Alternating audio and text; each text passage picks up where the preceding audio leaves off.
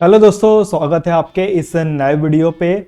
दोस्तों, आप बिजनेस कर रहे हैं तो यहाँ पर आपको डेटाबेस पे काम करना बहुत ही ज़्यादा इम्पोर्टेंट हो जाता है। बात यहाँ पर यह रहता है दोस्तों कि आप डेटा को जब मैनेज कर रहे हैं तो यहाँ पर आपका बल्क पे एंट्री होता है। अब बल्क पे जब चीज़ें वर्क करती है तो यहाँ पर हमको चीज़ों को नेम से आइडेंटिफाई करना थोड़ा कॉम्प्लिकेटेड हो जाता है। हमको यहाँ पर बल्क एंट्री पे कोड पे काम करने की ज़रूरत पड़ती है। आप काम कर रहे हैं दोस्तों प्लेसमेंट एजेंसी बिजनेस पे, तो यहाँ पर आपका कैंडिडेट साइड पे भी बल्क पे डेटा आता है और क्लाइंट साइड पे भी आपका बल्क पे डेटा आता है। दोनों ही सिचुएशन पे आपको यहाँ पर कोड पे वर्क करने की ज़रूरत पड़ सकती है। अब बात यहाँ पर यह आता है दोस्तों कि हम लोग क्लाइंट साइड पे और कैंडिडेट साइड पे कोड पे कैसे काम करें। तो ये जो वीडियो होने वाला है दोस्तों, आपका क्लाइंट साइड पे जब आप काम करेंगे तो क्लाइंट को कैसे कोड देना है उस चीज़ के बारे पे है। यहाँ पर मैं आपके साथ 4 पॉइंट शेयर करने वाला हूँ। सबसे पहले पॉइंट पे मैं आपको 2 टास्क दूंगा, जिसमें से एक आपको वीडियो रिकमेंड करूंगा, क्योंकि ये पूरा सीरीज चल रहा है दोस्तों। अभी सीरीज के बारे पे भी आपको बताने वाला हूँ। फिर हम लोग कॉन्सेप्ट देखेंगे कि एक्चुअल पे इसका कॉन्सेप्ट क्या है।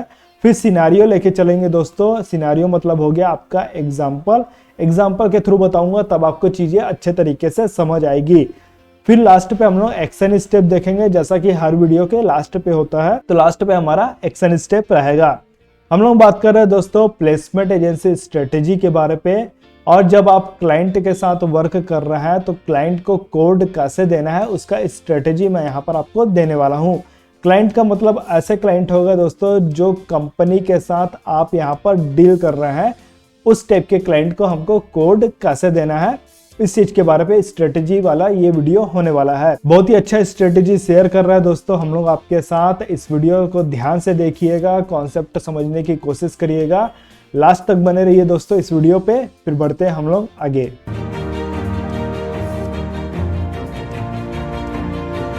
आगे बढ़ने से पहले दोस्तों 2 टास्क है आपके लिए। सबसे पहला टास्क है कि आप इस पर्टिकुलर वीडियो को जरूर देखिए, जिसका लिंक आपको यहाँ आई बटन पे मिल जाएगा, प्लस डिस्क्रिप्शन पे भी जाकर आप इस वीडियो को देख सकते हैं। एक्चुअल पे बात हो रहा है दोस्तों डेटाबेस को मैनेज करना है, वो भी अपने क्लाइंट का। डेटाबेस को मैनेज करने के लिए क्या क्या चीज़ों की ज़रूरत पड़ सकती है, things to be required to manage your clients data, क्या क्या चीज़ों की ज़रूरत पड़ सकती है उस चीज़ के बारे पे यहाँ पर आपको बताया गया है। और एक्चुअल पे देखा जाए दोस्तों तो ये 3 वीडियो का सीरीज है। तो जो फर्स्ट पार्ट वाला सीरीज है आपका ये वीडियो है, इस वीडियो को जरूर से देखिए। और इस सेकंड पार्ट के वीडियो पे हम लोग क्लाइंट को कोड कैसे देना है उस चीज को देख रहे हैं। फिर ये जो थर्ड पार्ट है दोस्तों, उसका भी वीडियो आपको जल्दी मिलने वाला है हमारे चैनल पे।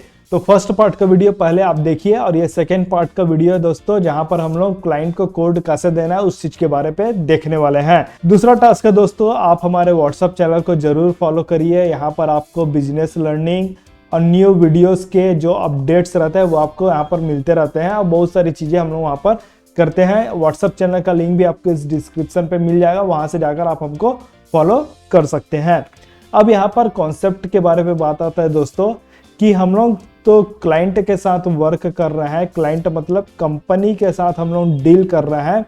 तो जिस भी कंपनी के साथ हम लोग डील करेंगे उस कंपनी को हमको कोड देने की जरूरत यहाँ पर क्यों है, तो इसका मैं कॉन्सेप्ट बताता हूँ एग्जाम्पल के थ्रू। मान लेते हैं दोस्तों आप ये हैं यू ले लिया मैं, और आपके 10 दोस्त हैं। 10 फ्रेंड का नाम आप इजीली तरीके से याद कर सकते हैं। अगर मैं मान लेता हूँ यहाँ 50 आपके फ्रेंड आ गए तो इनका नेम आप इजीली तरीके से याद रख सकेंगे।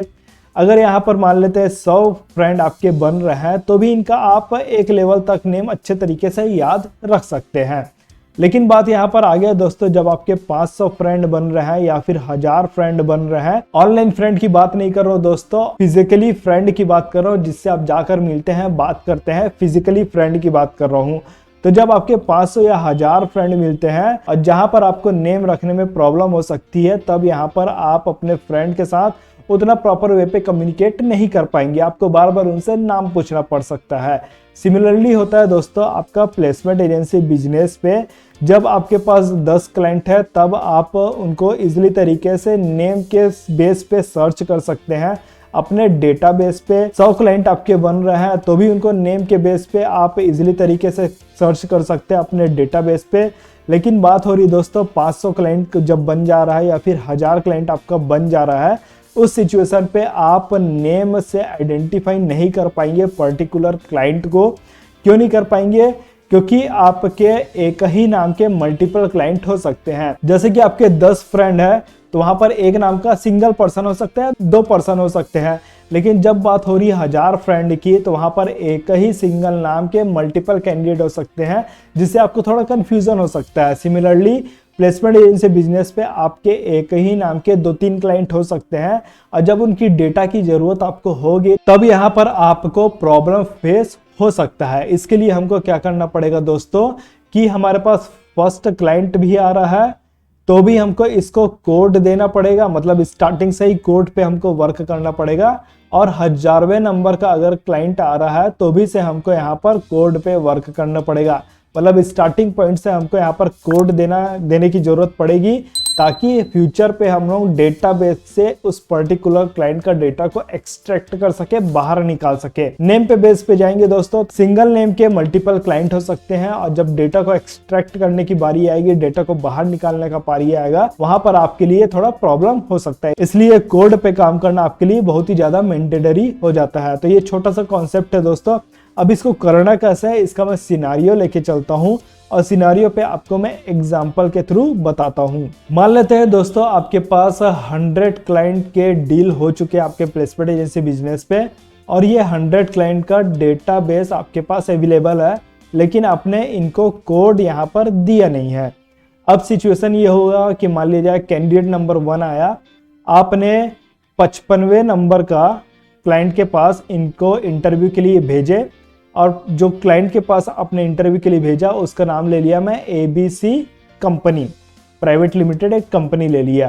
फिर कैंडिडेट 2 आया, उसको 60th नंबर वाले कंपनी के पास भेजा, उसका नाम ले लिया मैं XYZ कंपनी। अब सिचुएशन यहाँ पर ये हो रहा है, कैंडिडेट का सिलेक्शन होता है अच्छी बात है, कैंडिडेट का सिलेक्शन नहीं होता तो भी अच्छी बात है। दोनों ही सिचुएशन में कैंडिडेट आपके पास वापस आएगा। अब वापस आएगा तो वहां पर अपना रजिस्ट्रेशन फॉर्म लेकर आएगा और इंटरव्यू लेटर पास लेकर आएगा। जब आप इन कैंडिडेट का डेटा को चेक करेंगे तब आपको पता चलेगा कि भाई मैंने ABC कंपनी के पास इसको भेजा था और XYZ कंपनी के पास इस कैंडिडेट को मैंने इंटरव्यू के लिए भेजा था इस पर्टिकुलर डेट पे। अब कंपनी का आपको डेटा यहाँ पर निकालना रहेगा तो आप क्या करेंगे, जो 100 कंपनी का डेटाबेस आपके पास बना हुआ है वहां डेटाबेस पे जाएंगे और इस पर्टिकुलर नाम से आप सर्च करेंगे। अगर यहाँ पर इस पर्टिकुलर नाम से आपको यहाँ से डेटा निकल जा रहा है तो आपके लिए अच्छी बात है। अगर सपोज नहीं निकल पा रहा है क्योंकि यहाँ पर स्पेलिंग मिस्टेक का भी सिचुएशन हो सकता है, यहाँ पर आपके सिंगल नेम का मल्टीपल क्लाइंट भी हो सकता है। अगर आप ऑफलाइन मोड पे काम कर रहे हैं, ऑफलाइन मोड मतलब हो गया आप रजिस्टर मेंटेन कर रहे हैं, मतलब एक रजिस्टर ले लिए वहां पर चीजों को मेंटेन कर रहे हैं, तो 100 क्लाइंट के डेटा को मेंटेन करने के लिए आपको बहुत सारे पेजेस पे वर्क करना पड़ेगा और ABC क्लाइंट को फाइंड करने के लिए आपको पूरे पेजेस को वहां पर पलटने पड़ेंगे, जिसके कारण आपका बहुत ही ज्यादा टाइम और एफर्ट यहाँ पर लगेगा। सिचुएशन यहाँ पर दूसरे कैंडिडेट के लिए भी हो सकता है दोस्तों कि XYZ कंपनी के लिए आपको डेटा को निकालना है, आप पता करना है कि भाई ये कंपनी में किस टाइप का रिक्रूटमेंट हो रहा था और किस टाइप की वैकेंसी खाली थी। उस सिचुएशन के लिए भी आपको यहाँ पर पन्ने पलटने पड़ सकते हैं, डेटा को देखना पड़ सकता है। अगर सेम नाम के एक मल्टीपल क्लाइंट्स आपके पास आ जा रहे हैं तो वहां पर डेटा को एक्सट्रैक्ट करते हुए भी आपको प्रॉब्लम फेस करने पड़ सकते हैं। ये कब हो रहा है दोस्तों, जब आपने यहाँ पर कोड नहीं दिया है। अब मैं मान लेता हूँ कि आपने इनको कोड दे रखा है, मतलब जितने भी आपके क्लाइंट आए हैं उनके डेटाबेस पे आपने यहाँ पर कोड दे दिए हैं। तो ये 55वें नंबर के क्लाइंट को आपने कोड दे रखा है, मान लेते हैं 1 2 3 4। अब ये कैंडिडेट आपके पास आया, आपने ये क्लाइंट का नाम नहीं देखा, आपने कौन से नंबर का क्लाइंट है वो सब कुछ नहीं देखा, आपने बस कोड देखा 1 2 3 4 और उस कोड पे आपने रजिस्टर को अच्छे से मेंटेन किया है, जिसपे यहाँ पर फर्स्ट कॉलम है आपका क्लाइंट कोड के बारे पे। आप जस्ट नंबर देखेंगे और जहां आपको 1 2 3 4 मिलेगा वहां पर देख के आप पर्टिकुलर कंपनी का डेटा को बाहर निकाल सकते हैं, उससे डेटा को ले सकते हैं। सिमिलरली अगर आप यहाँ पर XYZ कंपनी को कोड देते हैं 5678, इस 5678 पे आप जाकर अपना रजिस्टर पे देखते हैं या फिर एक्सेल मेंटेन कर रहे हैं, गूगल शीट पे काम कर रहे हैं, वहां पर कंट्रोल F दबाकर आप इस नंबर को एंट्री करेंगे तो यहाँ पर सडनली से आपके पास इस कंपनी का डेटा यहाँ पर आ जाएगा। जितने जल्दी आपके पास डेटा आएगा दोस्तों, उतने जल्दी यहाँ पर आपको रिजल्ट भी मिलेगा, मतलब आप जो एनालिसिस कर रहे हैं वो कंप्लीट हो जाएगा। तो ये इंपॉर्टेंस रहता है दोस्तों आपका कंपनी को कोड देने का। अब इसको कोड देना कैसे है उसके लिए फिर मैं आपको यहाँ पर एग्जांपल लेके बताता हूँ। दोस्तों अभी अक्टूबर का महीना चल रहा है, अक्टूबर का 1 अक्टूबर है और ये महीना चलता है 31 अक्टूबर तक का, मतलब पहले तारीख से लेकर 31 तारीख तक का आपका ये महीना चलता है। अब मैंने अपने प्लेसमेंट एजेंसी बिजनेस पे क्लाइंट के साथ डील किया है और ये डील मेरे साथ हुई है, मान लेते हैं 2 अक्टूबर 2023 को हुआ है। तो यहाँ पर मैं अपने इस पर्टिकुलर क्लाइंट को कोड दूंगा 2 अक्टूबर को, अक्टूबर मतलब 10वां महीना हो गया, 2023 का साल पे ये मेरा पहले नंबर का क्लाइंट है। अब बात यहाँ पर ये हो गया दोस्तों कि ये कोड थोड़ा बड़ा हो जा रहा है, इसको मुझे छोटा करने की जरूरत पड़ेगी। तो इसको मैं छोटा कैसे कर सकता हूँ, 10वां महीना में 2 तारीख को पहले नंबर का क्लाइंट, तो ये क्या हो गया, मेरा छोटा सा कोड हो गया। मैंने ईयर को यहाँ पर इंक्लूड नहीं किया हूँ। तो जैसा भी आपको सहूलियत लग रहा है दोस्तों, उस हिसाब से आपको यहाँ पर कोड बनाना है। मान लेते हैं मैं दूसरे क्लाइंट के साथ डील करता हूं, कंपनी 2 ले लिया, इनका डील होता है, मेरा इसका डील हुआ है 25 अक्टूबर 2023 को। तो अगर मैं कोड बना रहा हूं इसके अकॉर्डिंग, तो 10वें महीने में 25वें तारीख पे दूसरे नंबर का क्लाइंट के साथ मेरा डील हुआ है। तो ये क्या हो गया, मेरा एक कोड बन गया क्लाइंट का। तो इससे मेरे को पता चल जा रहा है कौन से महीने में कौन से डेट पे कितने नंबर का क्लाइंट है। तो इस हिसाब से आपको यहाँ पर कोडिंग पे काम करना है, ताकि जब आपके पास 1000 का भी डेटाबेस बन रहा है क्लाइंट का, तो वहां पर आप इजीली तरीके से आइडेंटिफाई कर सके कि इस पर्टिकुलर कोड पे किस टाइप के क्लाइंट का डेटा एंट्री है, ताकि फ्यूचर पे जब आपके पास कैंडिडेट वापस आ रहे हैं तो उनका जो आप रजिस्ट्रेशन फॉर्म और इंटरव्यू पे देखें तो ये कोड आपका मेंशन रहेगा, और जहां पर आप इस कोड को एंट्री करके इस पर्टिकुलर कंपनी C1 और कंपनी C2 का डिटेल्स को बाहर निकल सकते हैं और अपना वहां पर एनालिसिस का जो प्रोसेस है उसको इजीली तरीके से कर सकते हैं।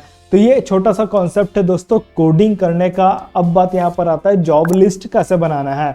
तो जॉब लिस्ट बनाने का भी वीडियो अभी आपको मिलने वाला है, जिसका लिंक आपको यहाँ आई बटन पे मिल जाएगा, वहां से जाकर आप चेक कर सकते हैं। डिस्क्रिप्शन पे भी उसका लिंक आपको मिल जाएगा। अब आता है दोस्तों आपके लिए एक्शन स्टेप है कि जो फर्स्ट पार्ट का वीडियो है उसको जरूर से जरूर देखिएगा। अपकमिंग वेबिनार के लिए आप रजिस्टर कर सकते हैं।